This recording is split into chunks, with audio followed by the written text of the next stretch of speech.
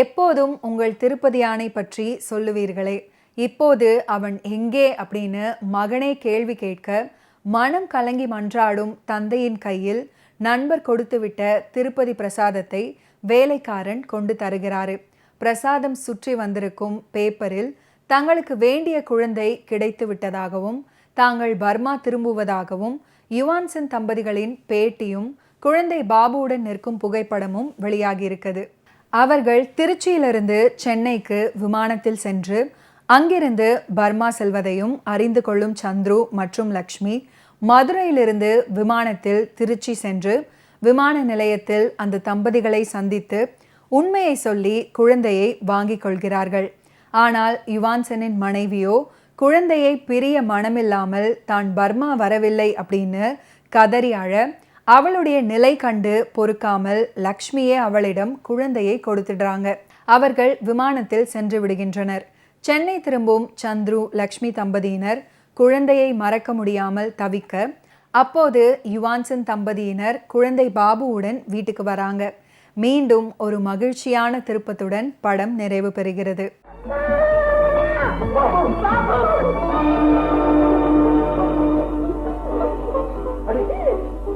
நீங்களா ஏன் கேடிக்கிறீங்க? வாங்க வாங்க வாங்க, இது உங்க பாபு வீடுதான். வாங்க வாங்க. என்ன ஒரே ஆச்சரியமா இருக்கு, நான் நம்பவே முடியல என்னால. ஆமா, நீங்க பர்மாவுக்கு போகலையா? பர்மாவுக்கு தாங்க போய்கிட்டு இருந்தோம். ஆனா பாம்பே ஏர்போர்ட்ல இருக்கும்போது என் மனைவி திடீர்னு மயக்கம் அடைஞ்சு கீழே விழுந்து. உடனே ஒரு டாக்டரை வரவழைச்சு பார்த்தோம். டாக்டர் பார்த்துட்டு என் மனைவி கர்ப்பவதின்னு சொன்னாங்க. Very glad. உங்க குழந்தை தொட்டு தூக்கின பாக்கியம் தாங்க எங்களுக்கு குழந்தை கிடைச்சது. ஆண்டவனே எங்களுக்கு குழந்தை கொடுத்த பிறகு உங்க மனசை நோக வச்சு உங்க குழந்தைய தூக்கிட்டு போறது தெரியலேன்னு நினைச்சுதான் இங்க ஓடி வந்துட்டோம். ஒரு சின்ன வேண்டுகோள். என்ன செய்து? நாங்க இந்தியா புறப்படும் போது ஒரு இந்திய குழந்தையோட தான் திரும்பணுங்கிற உறுதியோட வந்தோம். இப்பவும் சொல்றேன், என் மனைவிக்கு பிறக்க போற குழந்தை இந்திய மண்ணிலே, அதுவும் உங்க வீட்டுல தான் பிறக்கணும். ரொம்ப அதுவரையிலும் நாங்க 2 பேரும் இங்கதான் இருப்போம். தாராளமா தாராளமா இங்கே தங்குங்க. ஆமா, அந்த ஆரம்பத்துல அவனை மறந்துடாமா? எல்லாம் அவன் சரி கும்பிடுங்க, அவனை கும்பிடு. 1967 நடிகர் திலகத்தின் திருப்புமுனை ஆண்டு அப்படின்னே சொல்லலாம். ரசிகர்களுக்கும் தான். அதுவரை இருந்த தலைமுறைகள் மட்டுமின்றி புதிய தலைமுறை ரசிகர்கள் உருவானது 1967ஆம் ஆண்டுல தங்கை திரைப்படம் மூலமே. திருவிளையாடல் மூலம் பெண்கள் மத்தியில் தனக்கிருந்த அசைக்க முடியாத பேராதரவை மேலும் பரவலாக்கிய ஆண்டு 1967. கல்லூரி மாணவர்கள் மத்தியில் நடிகர் திலகத்தின் புகழ் மேலும் பட்டொளி வீசி பறக்க தொடங்கிய ஆண்டு 1967. ஆன்மீகத்தில் நாட்டம் கொண்டோர் தங்கள் உள்ளத்து பக்தியையும் இறை நம்பிக்கையையும் பிரதிபலிக்கும் பிம்பமாக நடிகர் திலகத்தை முற்றிலும் எண்ணத் தொடங்கிய ஆண்டு 1967. திருவிளையாடல்ல தொடங்கிய இந்த ஈடுபாடு கந்தன் கருணையில் மேலும் பரவியது. மிச்சம் மீதி இருந்ததையும் 1968 திருமால் பெருமை மூலம் தன்வசமாக்கி தன் ஆளுமையை முழுமையாக ஆன்மீக நெறியாளர்களிடம் நடிகர் திலகம் செலுத்திய ஆண்டு 1967.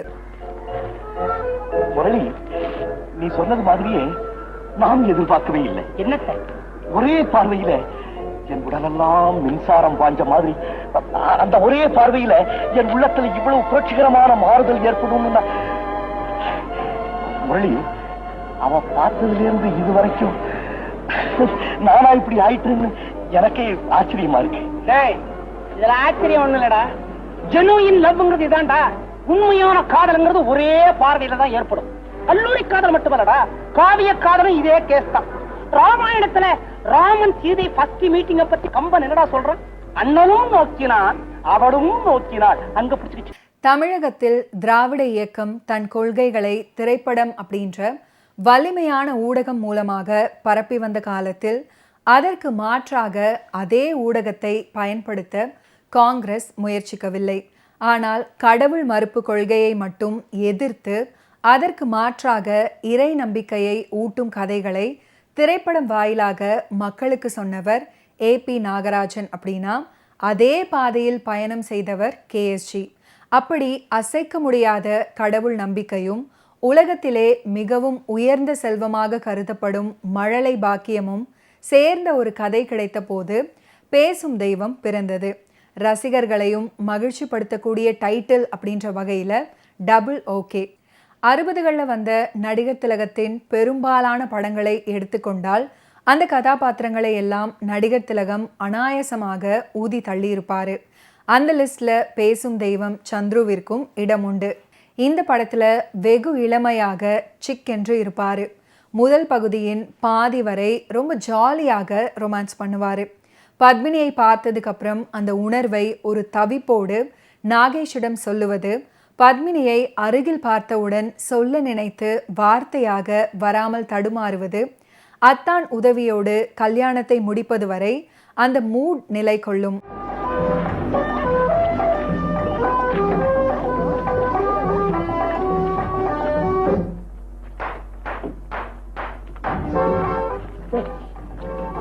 லைசன்ஸ் கொடுத்தாச்சு, என்ன செய்ய கடைசி வரைக்கும் என்னையே கேள்றா. காதலர்களுக்கு முதல்ல கருத்து ஒருமிக்கணும். தன்னுடைய கருத்து தான் உன்னுடைய கருத்துங்கிறத அந்த அம்மா புரிஞ்சுக்கிட்டாங்கன்னா முடிஞ்சுதுரா. எப்படி? இப்போ சிறைய பார்த்து அந்த அம்மா சிரிச்சாங்கன்னா நீங்க சிரி, ரசிச்சா நீங்க ரசி, அவங்க சீனா நீ சீன்னு சுருக்கமா சொல்லண்டா. அந்த அம்மா ஒரு சொரிநாயை பார்த்து ஆகா பிரமாதம்னு சொன்னா உடனே நீங்க மேல விழுந்து கட்டி பிடிச்சி முத்தம் கொடுத்துரு. நாயடா நிக்கிறாங்க, தங்கி தங்கி போறாங்க. உனக்கா தாண்டா பேக் அடிக்கிறாங்க, பேக்கடியே போ. நீங்க நான் இருக்கேன்டா, எனக்கு சொல்றாங்க.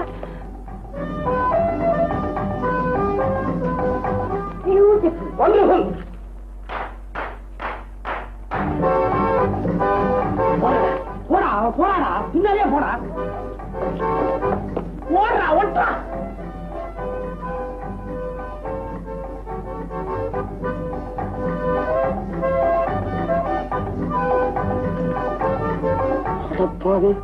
தூணத்துல வீட்டு நிக்கிறாங்க. ஐயோ இதுக்கா இங்க வந்தோம்.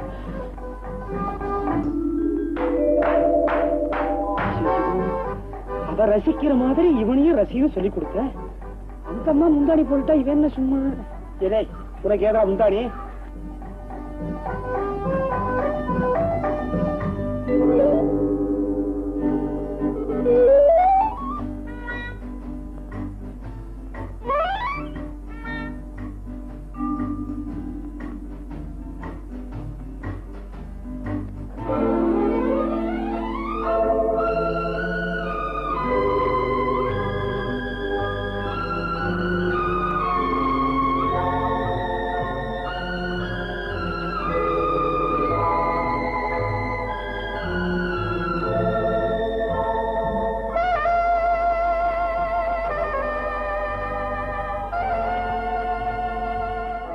திருமணத்துக்கு அப்புறம் குழந்தை பிறக்கவில்லையே அப்படின்னு மூட் மாறும்போது ஒரு டல்னஸை பிரதிபலிப்பது.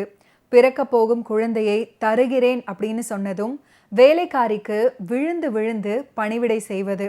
குழந்தை இறந்து போனவுடன் மனம் கலங்கி பேசுவது.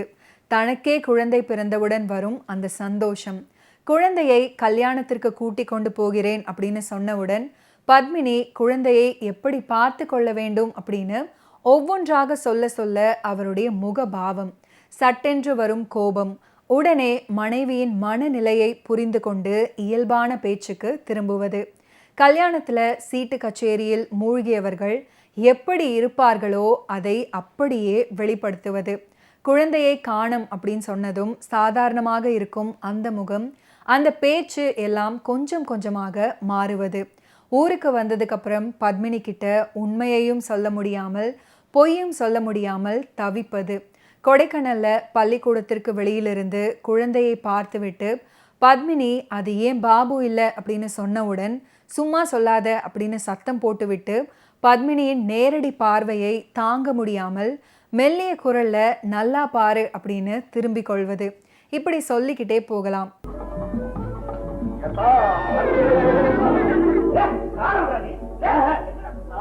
காரியத்தை முடிச்சு கொடுத்தாதான் கார விடுவேன்.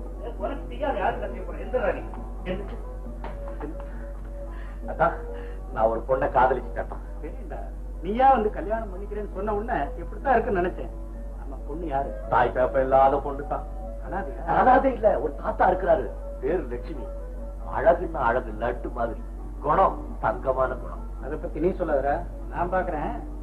ஆமா அனாதைங்கிற உங்க அப்பா அம்மா இதுக்கு சம்மதிக்கணுமே. அதுக்காக அவங்க கிட்ட சொல்றேன், அப்பா அம்மா சம்மதிச்சு ரொம்ப டெக்னிக்கா முடிக்கணும். அதுக்கு முன்னால உங்க அப்பா அம்மா முன்னால நான் எது பேசினாலும் சரி நீ ஒத்துக்கூடாது. ஒத்துக்கல எங்க பாப்போம், பாக்கலாம். நான் சொல்றத கேட்கறேன் இல்லையா? கேட்க மாட்டேன். நீ என்ன நினைச்சுக்கிட்டு இருக்க நீ? நான் சொன்ன நீ என்ன பேசிக்கிட்டே இருக்க? எனக்கு தெரியாது. பெண்ணை பத்தி உனக்கு தெரியுமா? அதெல்லாம் நீ என்கிட்ட பேசக்கூடாது. பேசுனா பல்லுகள் எல்லாம் உடையும். நீங்க சும்மா இருங்க மாமா. என்னடா நீ என்ன நினைச்சுக்கிட்டு? நீங்க பாருங்க மாமா, எனக்கு தெரிஞ்ச நண்பருடைய ஒரு பொண்ணு இருக்கு. அத ஒரு வருஷத்துக்கு முன்னாலே இவனுக்கு கல்யாணம் பண்ணி கொடுக்குறேன்னு சொன்னாங்க. இவருதான் பீஷ்ம விரதத்துல இருந்தாரா. இப்ப அந்த பொண்ணு அழைச்சிக்கிட்டு அவங்க சொந்தக்காரங்க வீட்டுக்கு வந்திருக்காங்க. வாடா போய் பாப்போம்னா என்ன பேசிக்கிட்டே இருக்காங்க. எப்ப பூவை கொடுத்தாலும் பொண்ணை ரெடியா வச்சுட்டு தானே பூவை கொடுப்பாங்க. அதான் சொல்றேன். படிப்பு லட்சணம் பேசிக்கிட்டு இருக்கா. அநேகமா அந்த பொண்ணு அமைஞ்சாலும் அமையலாம். எந்த பொண்ணா பாக்குறது?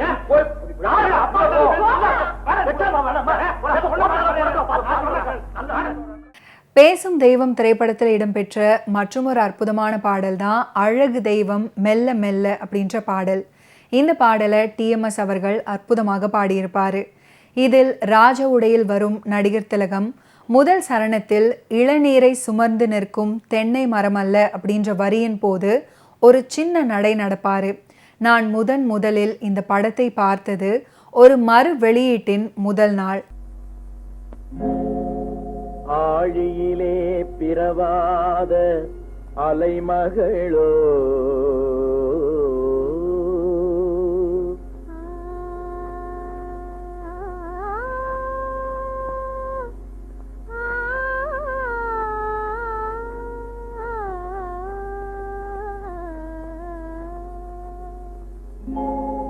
ஏழிசையை பயிலாத கலைமகளோ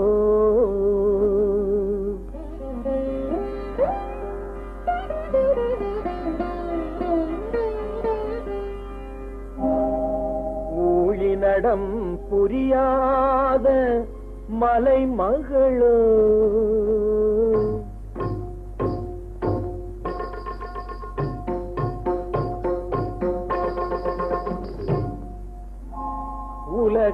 உலகத்தாய் பெற்றெடுத்த தலைமகளோ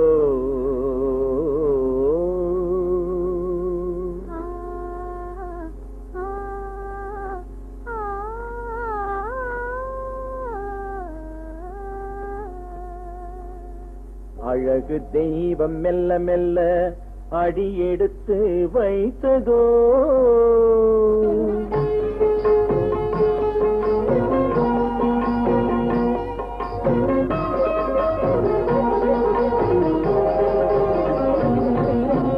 அழகு தெய்வம் மெல்ல மெல்ல அடியெடுத்து வைத்ததோ நான் அன்பு கவிதை சொல்ல சொல்ல அடியெடுத்து கொடுத்ததோ அழகு தெய்வம் மெல்ல மெல்ல அடியெடுத்து வைத்ததோ நான் அன்பு கவிதை சொல்ல சொல்ல அடியெடுத்து கொடுத்ததோ அழகு தெய்வம் மெல்ல மெல்ல அடியெடுத்து வைத்ததோ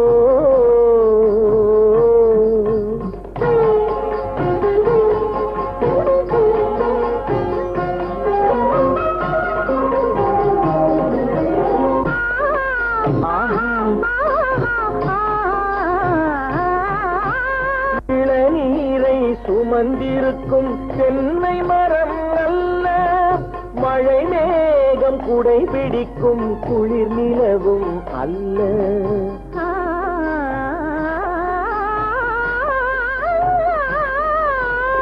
இளநீரை சுமந்திருக்கும் தென்னை மரம் அல்ல மழை மேகம் குடை பிடிக்கும் குளிர் நிலவும் அல்ல இங்கும் அங்கும் மீன் பாயும் நீரோடை அல்ல இங்கும் அங்கும் மீன் பாயும் நீரோடை அல்ல இதற்கு மேலும் இலக்கியத்தில் வார்த்தை ஏது சொல்ல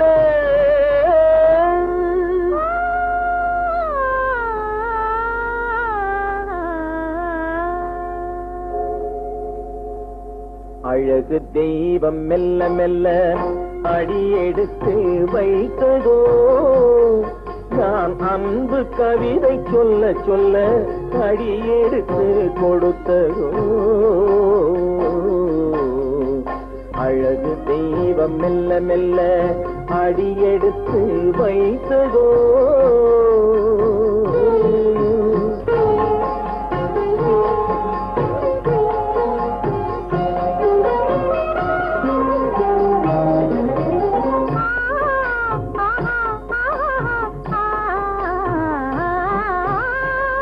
தத்தி வரும் களநடையில் பிறந்ததுதான் தாளமோ, தாவி வரும் கை அசைவில் விளைந்ததுதான் பாவமோ, தெய்வ மகிழ்வாய் மலர்ந்து மொழிந்ததுதான் ராகமோ.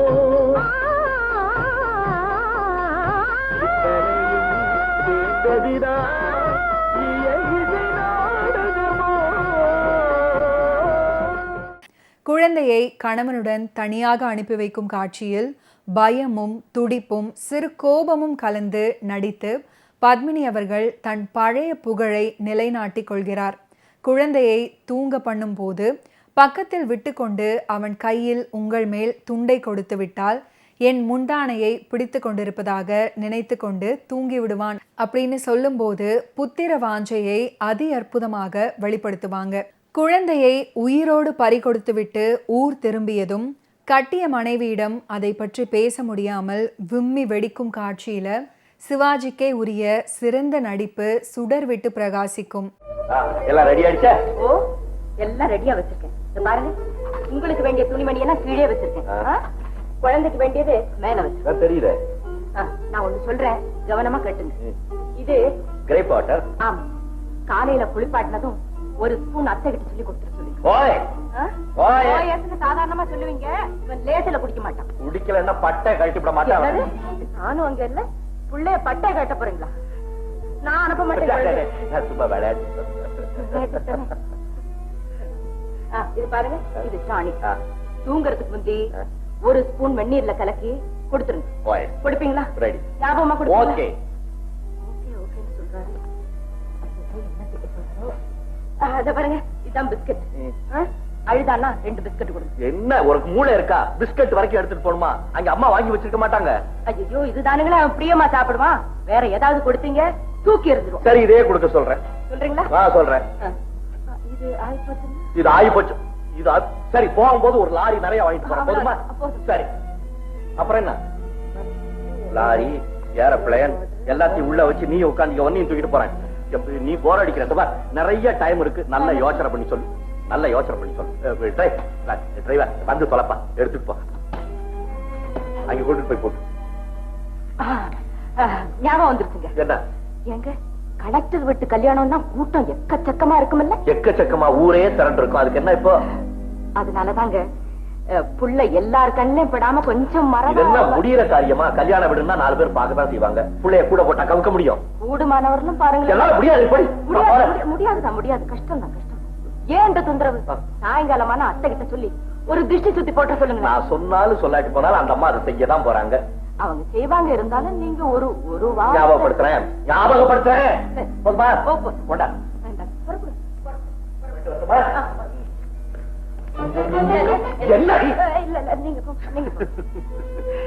என்ன சொல்லு பாருங்க, குழந்தை எல்லார் கையிலும் கொடுக்காதீங்க. கண்டபடி கன்னத்துல முத்தம் கொடுத்தாங்கன்னா அப்புறம் அவனுக்கு ஏதாவது உடம்புக்கு வரும். அப்புறம் நாம தானுங்களே. நான் நேரா கொண்டு போய் அம்மா கையில கொடுக்குறேன். திரும்பி வரும்போது வாங்கிட்டு வந்து உங்ககிட்ட கொடுத்துறேன். போதுமா? நீங்க போயிட்டு ஒரே சொல்லி முடிக்கிறதுக்குள்ள இவனுக்கு கல்யாண வயசு வந்துரு போல இருக்கு. நான் அந்த கல்யாணத்துக்கு போன விஷயத்த சொல்லு. சொல்றேன். அதுல பாருங்க, இவ்வளவு நேரம் நான் சொன்னேன் பாருங்க, அது எல்லாம் விட இதுதான் முக்கியமான விஷயம். செய்யறீங்களா? செய்யறேன். ராத்திரியில நீங்க தூங்கும் போது புள்ளைய உங்க பக்கத்திலேயே போட்டுங்க. எப்படி போட்டுக்கணும் தெரியுமா? உங்க துண்டு இருக்குல்ல, அந்த முனைய குழந்தை கையில கொடுங்க. அதை புடிச்சுக்கிட்டே தூங்கிடும். ஏன்னா அவனுக்கு ராத்திரியில என் முந்தானி எப்படி தூங்கியே பழக்கம். அப்படி நீங்க செஞ்சீங்கன்னா நான் பக்கத்திலேயே படுத்திருக்கிறதா நினைச்சு விடிய விடிய நல்லா தூங்கிடுவான். இல்ல ராத்திரியில முழிச்சுக்கிட்டா என்ன நினைச்சா போச்சு. அப்புறம் நீங்க என்ன செஞ்சாலும் ஒண்ணு நடக்காது. சரி, அப்படியே செய்யறானா? அப்படியே செய்றீங்களா? போயிட்டு வரட்டுமா? போயிட்டு வரீங்களா? போயிட்டு வரேன். போயிட்டு வாங்க. போயிட்டு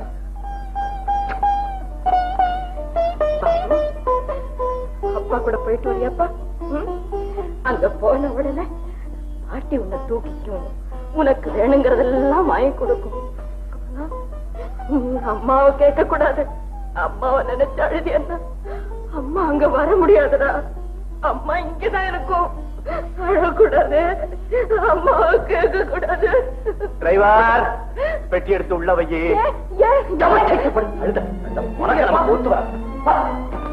நமக்கு மோப்பே போச்சு. நான் இங்க போறதுப்பா. இப்ப நான் என்ன சொல்லிட்டேன்? உதைங்க, நல்ல உதைங்க. என்னமோ 2 நாளைக்கு புள்ளைய அனுப்புறானா கதை பண்ற கதை. என்னங்க இப்படி பேசுறீங்க?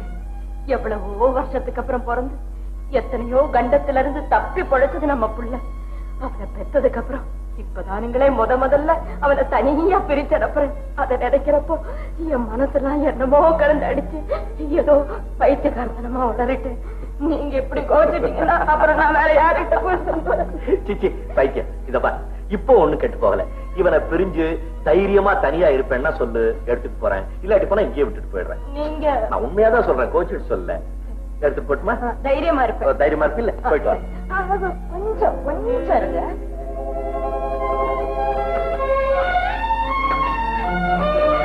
வாங்க வாங்க, சீக்கிரம் வாங்க, சகுனம் நல்லா இருக்கு. வாங்க. பாபு, அம்மாவுக்கு டாட்டா சொல்லு. குழந்தைய ஜாகிரதை. நான் சொன்னதெல்லாம் கவனம் இருக்கட்டும். ஓ ஏன் மறந்துட மாட்டீங்களே? ஏப்பா மெதுவா போப்பா, ஒண்ணும் அவசரம் இல்ல, ஜாகிரதை. நீயும் தப்பிய கொஞ்சம் பாத்துக்கா.